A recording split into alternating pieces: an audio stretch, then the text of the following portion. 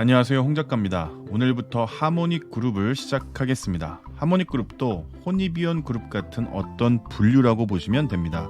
호니비언 그룹은 Assertive, Compliant, Withdrawn 그룹이 각각 감정, 사고, 본능 엔진을 예비 엔진으로 쓰는 사람들끼리 모았던 것이잖아요. 다시 말해 꺼져 있는 엔진이 같은 사람들끼리 모았던 것이죠. 하모닉 그룹은 보조 엔진이 같은 사람들끼리 모아뒀다고 알고 시작하시면 편합니다. 아직 호니비언 그룹이 뭔지 모르겠다면 영상을 다시 앞에서부터 보시길 권하고요.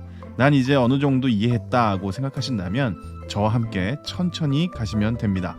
이제부터 진짜 재밌어지거든요. 제가 하모닉 그룹 개념을 알게 된 후부터 애니어그램을 본격적으로 연구해 봐야겠다고 결심했었습니다. 분명히 플래닝 방법과 깊은 연관이 있을 거라고 확신하게 되었고요. 오늘도 개인적 의견이 포함되어 있으니 참고 부탁드리면서 시작하도록 하겠습니다. 하모닉 그룹입니다. 하모닉 그룹도 3명씩 나누어 볼 수 있는데요. 첫 번째는 공식적으로 긍정적 전망 그룹이라고 불립니다. 9번, 7번, 2번이죠. 어떤 스트레스 상황이나 변화가 찾아왔을 때 괜찮아, 다 잘 될 거야 라는 반응을 보인다고 해서 붙여진 이름이죠. 앞으로 저는 긍정이들이라고 부르겠습니다. 어떻습니까? 딱 봐도 좀 긍정적인 느낌이 나지 않나요? 이들의 성격 구조를 보면 모두 본능 엔진을 보조 엔진으로 사용하고 있는 게 보입니다. 9번 같은 경우는 알고 계시죠? 본능 엔진 자체가 주 엔진, 보조 엔진, 예비 엔진의 역할을 모두 하는 슈퍼 엔진이라고 했잖아요. 그래서 2번, 7번과 같은 그룹으로 묶입니다. 이렇게 9번, 6번, 3번은 모두 슈퍼 엔진을 가진 1차 유형으로서 각 그룹별로 한 명씩 포함됩니다. 그럼 두 번째 그룹을 볼까요? 이들은 능력 그룹이라고 불리는 3번, 1번, 5번들이죠. 저는 능력자들이라고 부르겠습니다. 마찬가지로 모두 감정 엔진을 보조 엔진으로 사용합니다. 스트레스 상황이나 변화가 찾아왔을 때 이제부터 혼자 온 힘을 다해 집중해야겠어 결심하는 유형들이죠. 좀 더 편하게 비유하자면 고시 공부를 결심하면서 깊은 산속 암자나 노량진, 신림동 고시촌으로 잠적해버리는 스타일로 보시면 더 다가오실 것 같습니다. 마지막으로 반응 그룹으로 불리는 6번, 4번, 8번이 있는데요. 저는 예민이들이라고 바꿔 부르겠습니다. 이게 훨씬 다가오실 거예요. 한마디로 스트레스 상황이나 변화가 찾아왔을 때 엄청나게 민감하게 바뀌는 사람들입니다. 더 이상 가까이 다가오지 마, 가만두지 않겠어 라고 말하는 사람들이죠. 이들은 모두 사고 엔진을 보조 엔진으로 사용하고 있죠. 정리하면 하모닉 그룹은 긍정이들, 능력자들, 예민이들로 분류되어 있다고 보면 됩니다. 이 하모닉 그룹이 가치가 있는 것은 이렇게 분류해 놓은 것 자체보다는 이들이 어떻게 이런 식으로 변화가 되었는지 추적해 볼 수 있기 때문입니다. 다시 말해 전 영상에서 말씀드렸던 변화 관리를 할 수 있는 단서를 준다는 것이죠. 예를 들면 늘 좋은 게 좋은 사람인 9번이 어떤 스트레스를 받아서 무슨 이유로 괜찮아, 다 잘 될 거야 라고 말하고 있는지 그 과정을 찾아볼 수 있다는 거죠. 그리고 그렇게 자꾸 스트레스를 받으면 9번이 어떤 식으로 변할 것인지도 애니어그램에서 알려줍니다. 그게 통합과 분열의 개념이거든요. 엄청 재미있어집니다. 그런데 지금 저 혼자 재미있어 하는 것 같네요. 같이 재미있어지도록 하겠습니다. 일단 1차 유형인 3, 6, 9번과 2차 유형인 1, 2, 4, 5, 7, 8번의 변화 방식이 다르기 때문에 오늘은 1차 유형부터 설명드리도록 할게요. 시작하겠습니다. 9번입니다. 호니비언 그룹 분류에서 보면 이런 모양을 갖추고 있었죠. 성격은 이렇게 되어 있었습니다.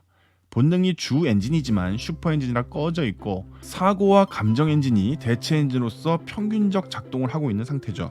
제가 전에 호니비언 그룹 분류는 그 사람의 통상적인 모습을 쉽게 볼 수 있어서 편하다고 말씀드렸습니다. 뭔가 좀 평화롭게 백일목 모드로 딴 생각을 하고 있으면서 세상 걱정 없이 잘 먹고 잘 자는 사람이라는 게 호니비언 그룹 분류에서 보이죠.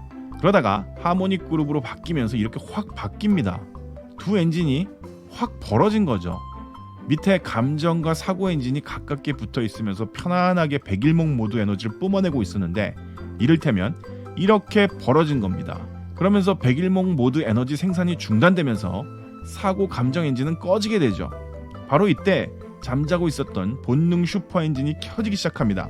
편안하게 딴 생각하면서 잘 지내고 있었는데 어떤 이유로 그렇게 딴 생각하는 게 방해받기 시작하는 겁니다. 불편하죠? 뭔가 이상합니다. 그래서 하모닉 모드를 스트레스 모드, 자극 모드로 봐도 괜찮습니다.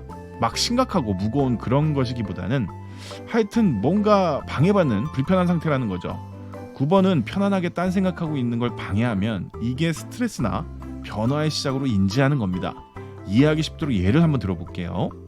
9번 유형인 남학생이 있습니다. 고3인데요. 딸부잣집 막내 아들로서 늦둥이입니다. 누나가 넷이죠. 어려서부터 온갖 사랑은 독차지하고 자랍니다. 부모님이 많이 연로하셔서 거의 누나들이 키웠다고 해도 과언이 아닌데요. 큰 누나하고는 16살 차이가 납니다. 모든 것을 누나들이 알아서 해주었기 때문에 특별히 불편한 게 없었죠. 먹는 거, 공부하는 거, 심지어 친구 관계까지 누나들이 싹 정리해주다시피 했거든요. 자연스럽게 큰 고민 없이 편안하게 하루하루를 보냅니다. 그래서 소위 빠릿빠릿한 성격은 아니죠. 좀 느릿느릿해도 딴 생각을 하고 있어도 누나들이 다 알아서 해주었습니다. 그러다 누나들이 결혼을 하기 시작하는데요. 큰 누나가 결혼할 때까지만 해도 불편한 게 거의 없었는데 둘째, 셋째 누나까지 결혼하니까 좀 분위기가 묘해집니다. 넷째 누나는 나이 차이가 별로 안 나서 뭔가를 챙겨주기보단 주로 싸우는 상대였는데요. 그런데 넷째 누나까지 작년에 결혼을 해버린 거죠. 연로하신 부모님과 나만 집에 남은 겁니다. 하나부터 열까지 모든 걸 누나들이 알아서 다 챙겨줬는데 이젠 각자 결혼해서 집에도 자주 오지 못하다 보니 내가 연로하신 부모님을 챙겨가며 공부를 해야 하는 입장이 돼버린 거죠. 바로 이때 백일목 모드가 깨지게 되는 겁니다. 이젠 내가 빠릿빠릿하게 움직여가며 학교 갈 준비도 하고 부모님까지 챙겨드리지 않으면 도저히 어찌할 수 없는 상황이 돼버린 거죠. 어떻게 해야 하나 고민하고 있습니다. 본능 엔진이 켜지려 하고 있죠.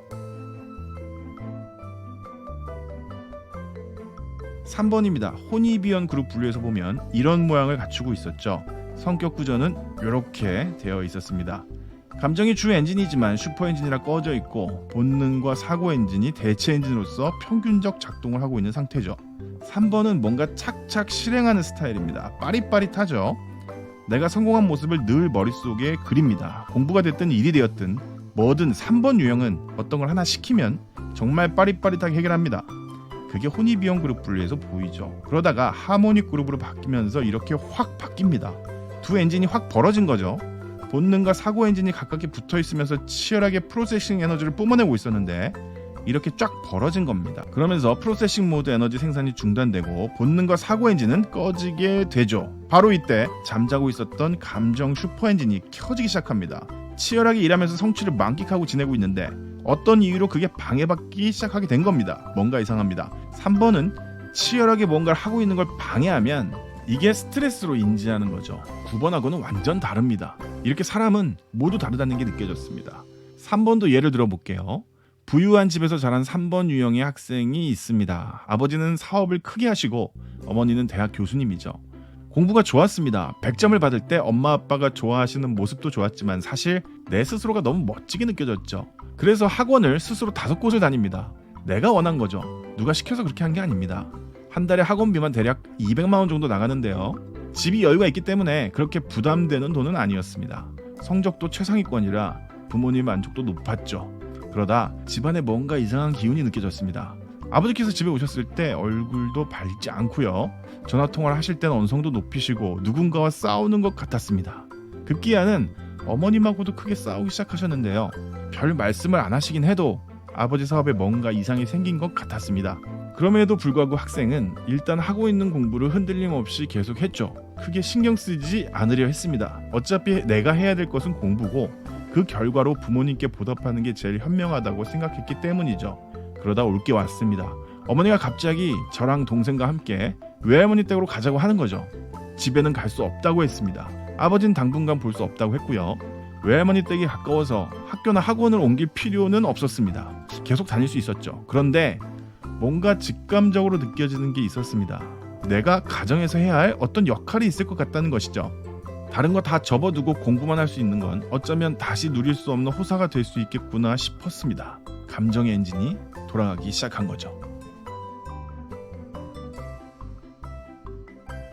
6번입니다. 혼이비연 그룹 분류에서 보면 이런 모양을 갖추고 있었죠. 성격 구조는 이렇게 되어 있었습니다. 사고가 주 엔진이지만 슈퍼 엔진이라 꺼져 있고 본능과 감정 엔진이 대체 엔진으로서 평균적 작동을 하고 있는 상태죠. 6번은 걱정이 많습니다. 그래서 어른들의 하시는 말씀을 잘 듣고 집이나 학교에서 해야 하는 것들을 반드시 준수하죠. 그래야 마음이 좀 편안합니다. 내 걱정을 조직이나 권위 있는 누군가에게 의탁하는 경향이 있죠. 그러다가 하모닉 그룹으로 바뀌면서 이렇게 확 바뀝니다. 두 엔진이 쫙 벌어진 거죠. 본능과 감정 엔진이 가깝게 붙어 있으면서 유대감 에너지를 뿜어내고 있었는데 이렇게 확 벌어진 겁니다. 그러면서 유대감 모드 에너지 생산이 중단되고 본능과 감정 엔진은 꺼지게 되죠. 바로 이때 잠자고 있었던 사고 슈퍼 엔진이 켜지기 시작합니다.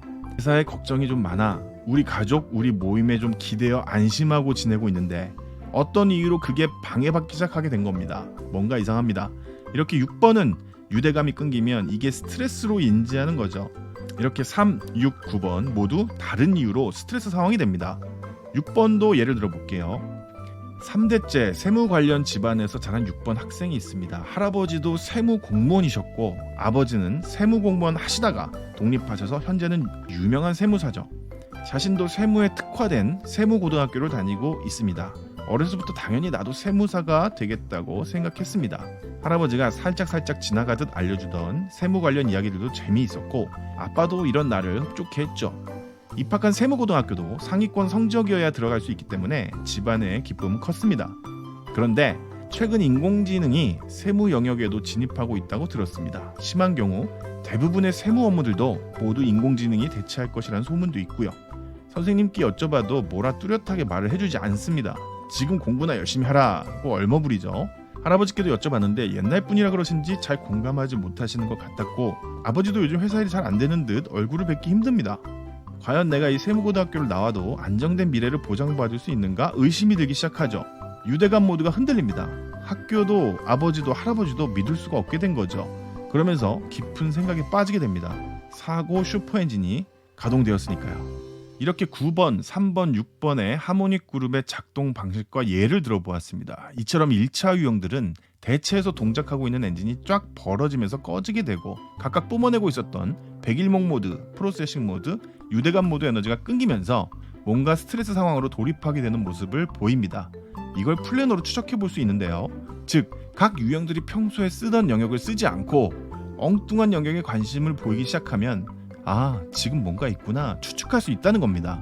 9번은 맨날 딴 생각하고 좀처럼 본능 영역을 쓰지 않는데 이번 주는 본능 영역만 뭔가 작성되어 있는 겁니다.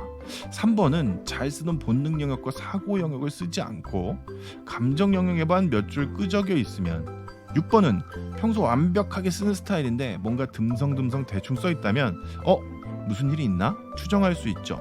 물론 아무것도 안 쓰여 있어도 이상 신호로 감지하긴 하는데 다른 유형과 달리 6번이 아무것도 안 써있는 상황이라면 조금 더 유심히 챙겨봅니다. 웬만해선 그럴 리가 없기 때문이죠. 이처럼 하모닉 그룹은 그 모습이 평소에 보이지 않고 뭔가 변화가 일어나고 있거나 스트레스 상황일 때 나타나기 때문에 가깝지 않은 사람은 그 모습을 목격하기가 어렵습니다. 각 유형들이 스트레스 상황이라고 할지라도 별로 친하지도 않는 잘 모르는 사람에게 자신의 상태를 노출하긴 그렇잖아요. 그래서 혼이비형 그룹의 모습은 친하지 않더라도 쉽게 그 유형의 특징을 관찰할 수 있고 하모닉 그룹의 모습은 웬만히 가까워도 보기가 어렵다고 말씀드렸었습니다. 친한 친구 사이라 해도 평소 사람 좋고 편안했던 녀석이 요즘 뭔가 치열하게 열심히 하고 있는 모습을 본들 뭐 그런갑다 이럴 확률이 높잖아요.